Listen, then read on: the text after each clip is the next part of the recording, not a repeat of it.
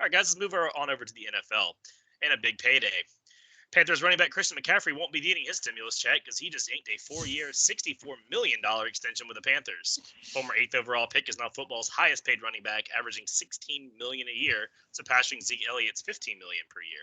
McCaffrey earned All-Pro and Pro Bowl honors in 2019, thanks to becoming just the third running back in NFL history to go over 1,000 yards both rushing and receiving. Head coach Matt Rule said McCaffrey is a centerpiece player that you can build around. So, Drink, big-time player with a big-time contract. How do you grade this extension? Hey, listen.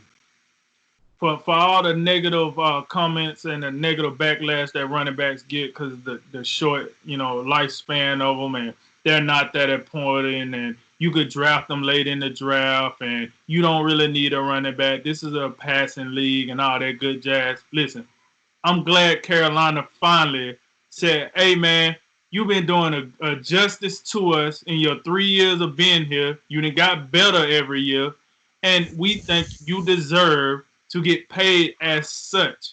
You looking to be our cornerstone, because let's be real here.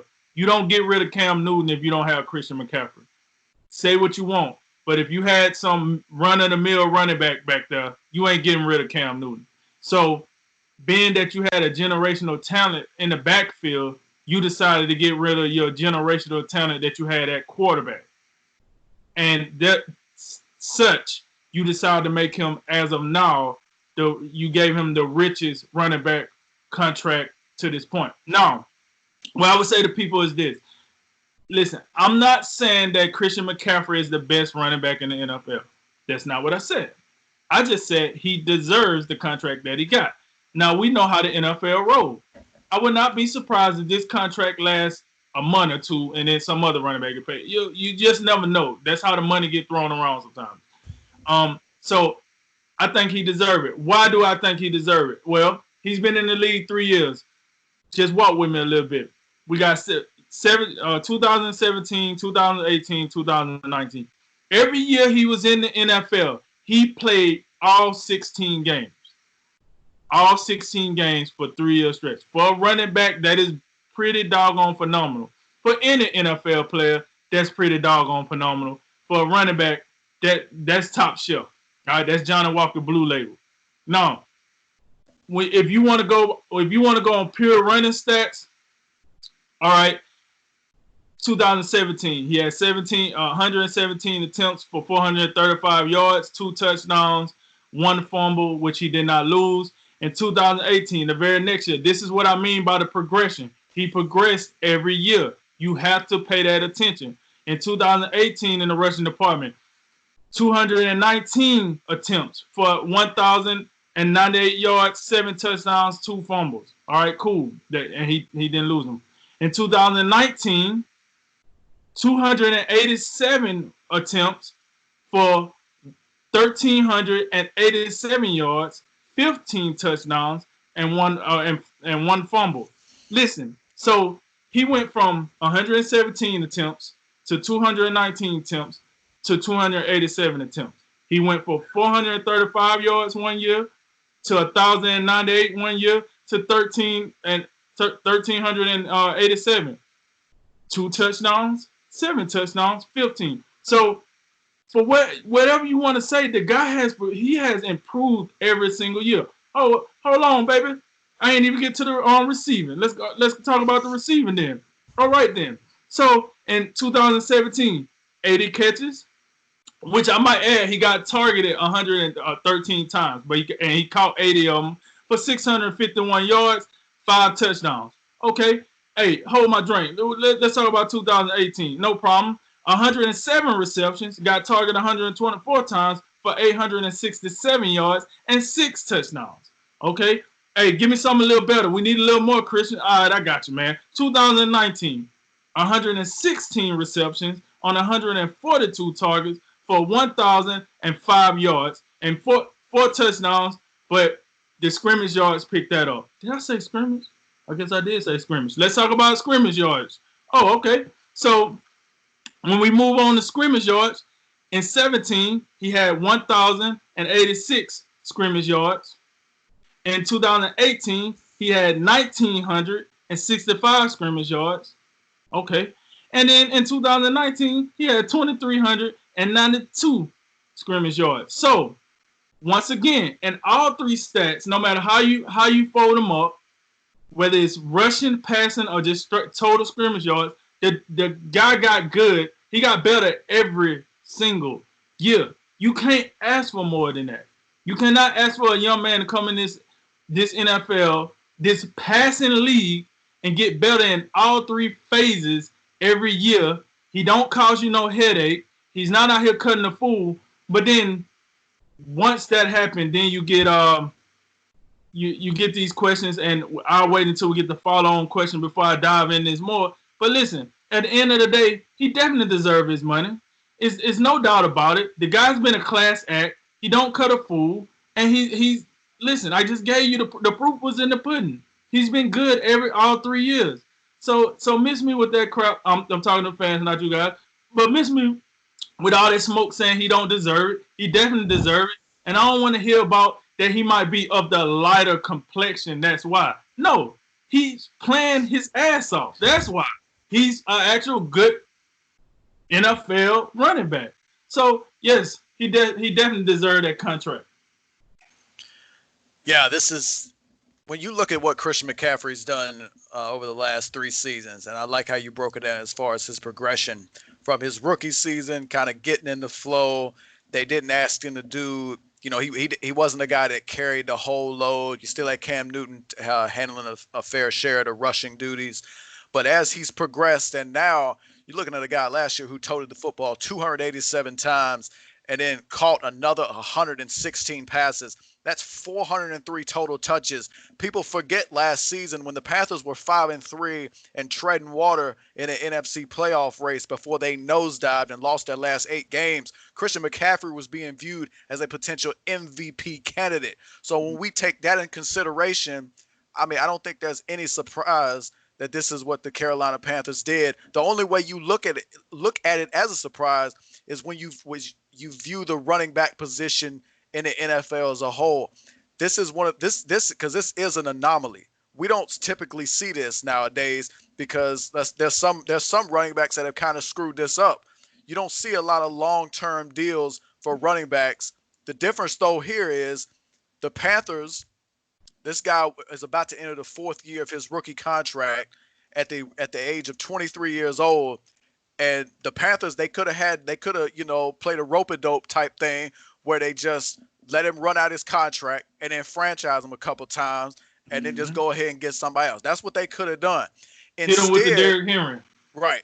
Instead, I like this. They bucked that trend because this whole thing where running backs don't matter and, you don't want to draft them high in the draft and you don't want to pay them and they break down at the age of 29 to 30. These are myths built to put running backs in a disadvantage and give the advantage to franchises who can get running backs on the cheap. That's what this is. So I like that the Panthers, and I also give a little bit of love to the Cowboys for paying Zeke last year because these 2 running backs are going to buck that trend. They're going to be productive for a long time. They're going to earn their contracts. The only concern I would have is when you talk about 400 touches in a season, you got to take great care in not wearing this guy down too fast. You have to make sure that he survives the length of this contract.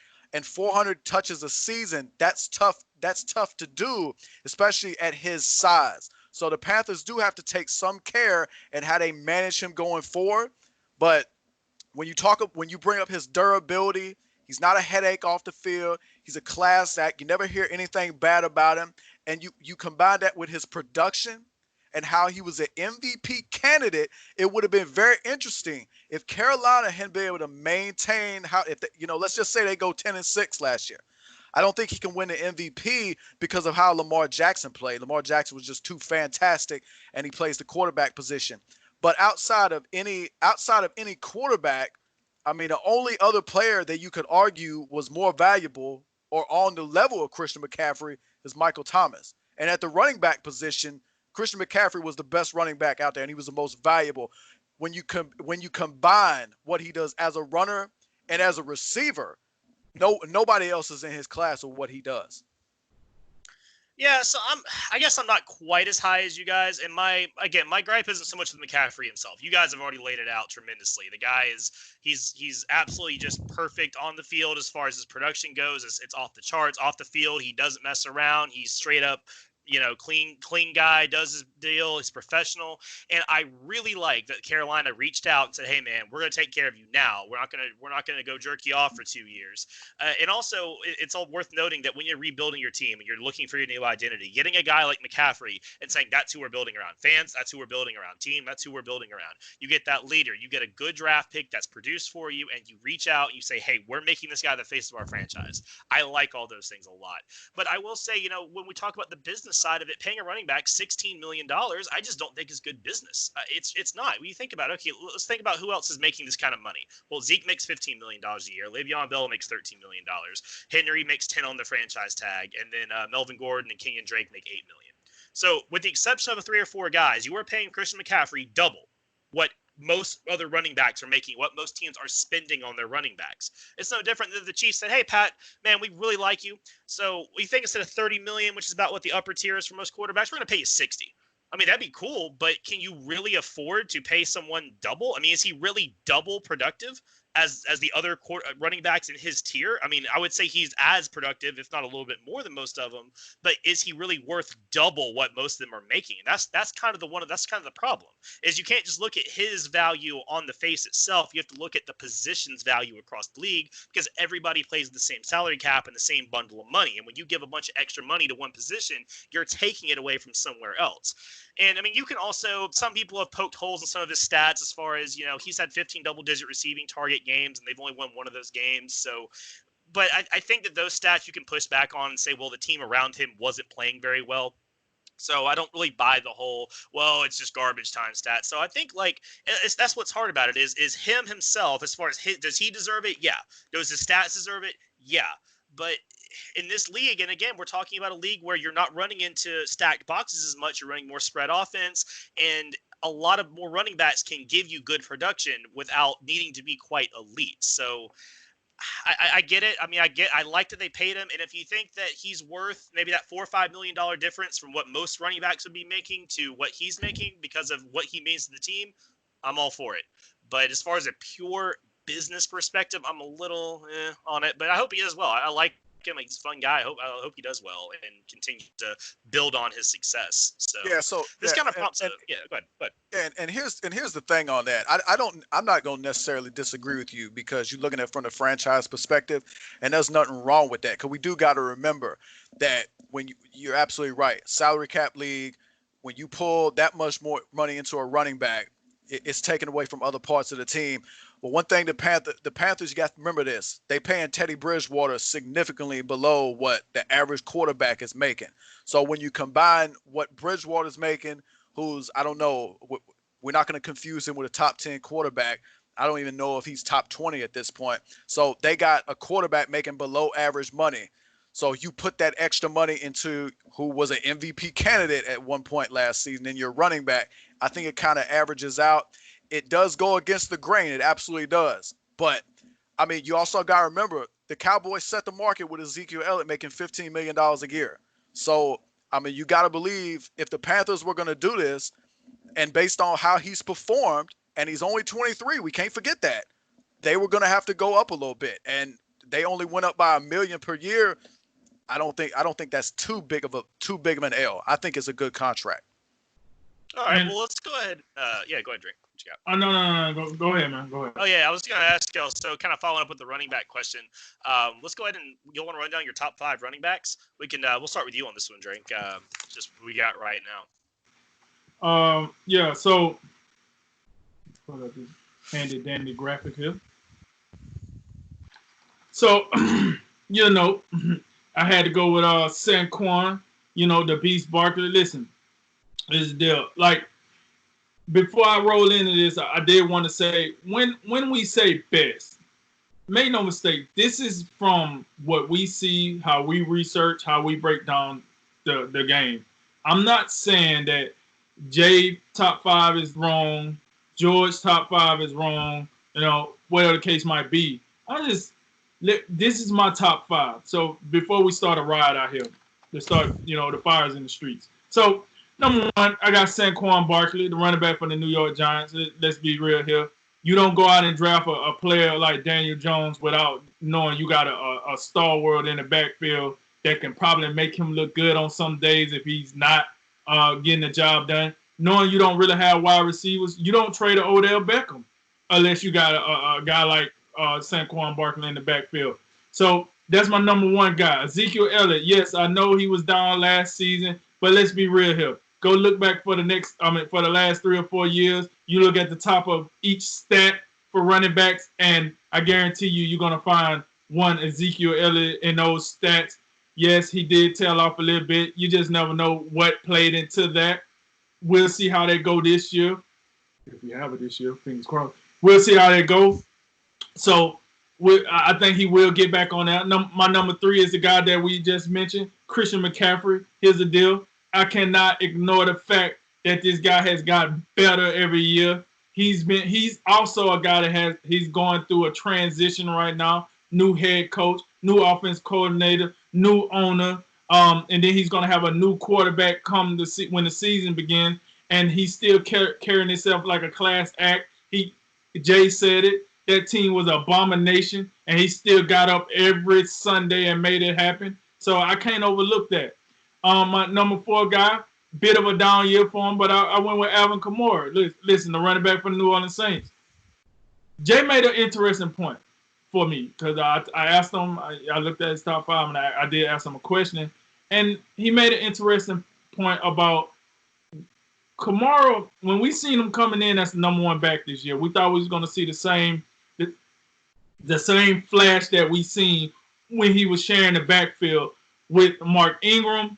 We did not see that. Now, there could have been a number of things. There could have been Drew Brees got hurt. I don't know. Could have been the fact that he was dealing with a lot of injuries. He was very injury prone this year. So we never really see him get into 6th gear this year. I'm hoping that is what we'll see in this coming year.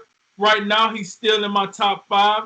We'll see. Because from what I have seen, hey, the guy's phenomenal. Him and Christian McCaffrey, when it comes to making them plays like they do in between the tackles, outside the tackles, the thing about both of those guys I like was they're smaller body running backs, and when they got drafted, people challenged and they said, these guys are too small to run in between the tackles. See, Saquon Barkley and Ezekiel Elliott didn't run into those problems because of their size and their frame. So I did commend Kamara for what he had done in between the tackles while he's been in that offense. I would like to see more. I hope to see more, but that's my number 4. And then number 5 is Derrick Henry. Let's be real here. I look at all 5 of these guys on my list. The only reason Derrick Henry is number 5 is simply because you can't tell me where he at before week 7 week 7, between week 1 and 7, Derrick Henry is dead, or he's like somewhere on vacation.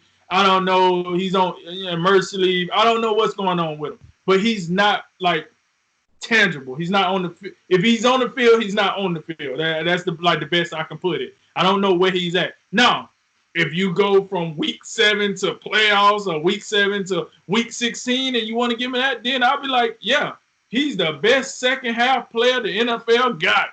He really is. But can I get 17 games? Not 17 games. Can I get 16 games? Can I get a full sample size Derrick Henry?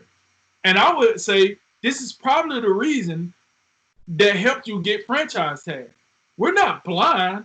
Well, I'm kind of blind. I do work. But we've seen what you did in the playoffs. That wasn't Tannehill. But at the same time, you can't justify getting paid if you only play half a season. I mean, technically, you should be running good in the playoffs because you only play half a season. So, Derrick Henry, that's my number 5. But out of these 5 guys, I've not seen no one carry a team like Derrick Henry has. That run he made in his last playoff, that was something. That was remarkable. But availability is your best ability. So, with that said, my 5 is Barkley, Elliott, McCaffrey, Kamara, and Henry. Yeah, the interesting thing about when you talk about running backs, we were talking about this a little bit earlier. The definition of, the criteria for, being a top running back today is a little different than what it was, 10, 15 years ago when receiving skills, it wasn't necessarily, a big thing if you didn't catch a lot of passes. Now there's a much more emphasis on being versatile and doing those type of things.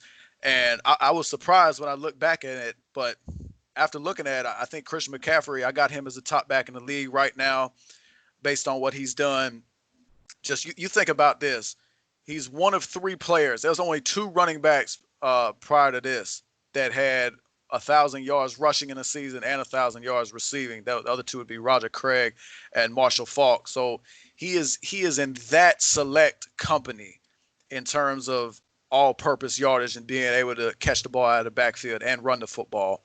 And then his 303 receptions in his first 3 seasons is most all time, the most catches any running back has ever had in their first 3 seasons. So in terms of his pass catching alone, I mean, he's an elite guy, but he can also get it done on the ground. You think about him as, only a guy who can do things in space, but I mean, people found out pretty quickly he could get it done in between the tackles. Not as much of a physical force as some other guys, such as a Derrick Henry, but he gets the job done. Number 2, I got Ezekiel Elliott. I mean, ever since he didn't come into the league, he's been the driving force of the Dallas Cowboys. It all starts with that offensive line and then Zeke running right behind him. And, that he's had some off-field issues, here and there, but when he's on the field, he's productive. And, he's been amongst the league leaders, week in and week out running the football. And again, one of the things I'm looking at, and I say this from time to time, he gets paid, and then the Cowboys all of a sudden, for whatever reason, they want to be, throw it all over the football field offense. And hey, Dak Prescott, you got 50 throws in you today? All right, cool. Zeke, you got 10 carries. That's neat. And no coincidence, they go 8-8 and can't make the playoffs. Saquon Barkley at number 3. I think if I made a list of my most talented backs, he'd probably be number 1. I think the best is yet to come from Saquon. I think the Giants being pretty awful the last several years, it's probably why I've got him a little bit down. And I haven't seen a whole lot of Saquon because I don't watch the Giants a whole lot at all. So there's probably a little bit of bias there. But his talent is undeniable. His ability to make people miss in the open field when he's in space, he's a nightmare. So. But he's got to be on this list purely for his talent alone. I got Derrick Henry at number 4. I think he's probably the most interesting case in all these running backs because, I don't think we've ever seen a season yet in his NFL career where we've seen him dominate wire to wire. And we know he's a great finisher. Now he's a finisher during the season as the season goes along, and he's a finisher in the red zone. And the way he performed in the playoffs last season, just carrying the Tennessee Titans to wins over the Patriots and Ravens, that alone should have gotten him a multi-year contract. I think it's absolutely criminal that the Tennessee Titans didn't pay this man, and they invested in Ryan Tannehill, who threw for about 150 yards in 2 playoff games. I think it's an absolute travesty.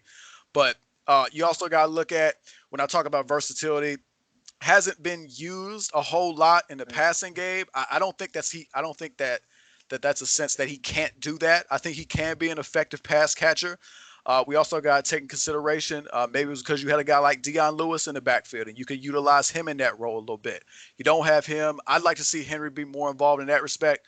But pound for pound, when you talk about strictly running the football, I think you flip a coin between him and Ezekiel Elliott at this point. And then my number 5 running back is Dalvin Cook. Another guy, when I look at what makes an offense go, similar to Derrick Henry and Ezekiel Elliott, the Minnesota Vikings offense. Everything was set up last season by Dalvin Cook. When you took him out, when you were able, the rare occasions where you were able to contain him, the Minnesota Vikings struggled on offense. But when he succeeded, the Vikings had success because of his success. So with those things in mind, these are my top 5: Christian McCaffrey, Zeke Elliott, Saquon, Derrick Henry, and Dalvin Cook. Yeah, I'll keep it brief in the interest of time here, but I have Elliott number 1 because I'm rewarding the consistency. I think he's been a great runner, and also he's just been real consistent. When he's on the field, he's producing. He's been the most productive back in the league. I mean, going back the last couple of years. I do have McCaffrey number 2, these guys are probably 1 and 2 at 1A, 1B, you could say. But when I think of pure running back, I just think Elliott has a slight edge, but it's really close, and we just talked all about him. I have Saquon 3. The injuries kind of hurt him a little bit. Like I said, I still think we haven't seen the best of Saquon yet in terms of pure talent. I'd have him 1, but overall I have him 3. I agree with y'all about Derrick Henry. I have him at number 4. Just haven't seen enough of it yet for sustained seasons. But yeah, if he keeps up that second half performance, he's going to be number 1 pretty quick. And then I have Josh Jacobs, the Raiders, at 5. I just think this guy's going to be an absolute star. I know the sample size is small. We only have 1 season, but man, everything that you see from him just looks like he's a guy that's going to be really good for a long time. And I think his talent carries him, for me, to the top 5. But, he's right there around with Dalvin Cook and a couple other guys. It's close, but just want to throw him in there to spice it up a little bit.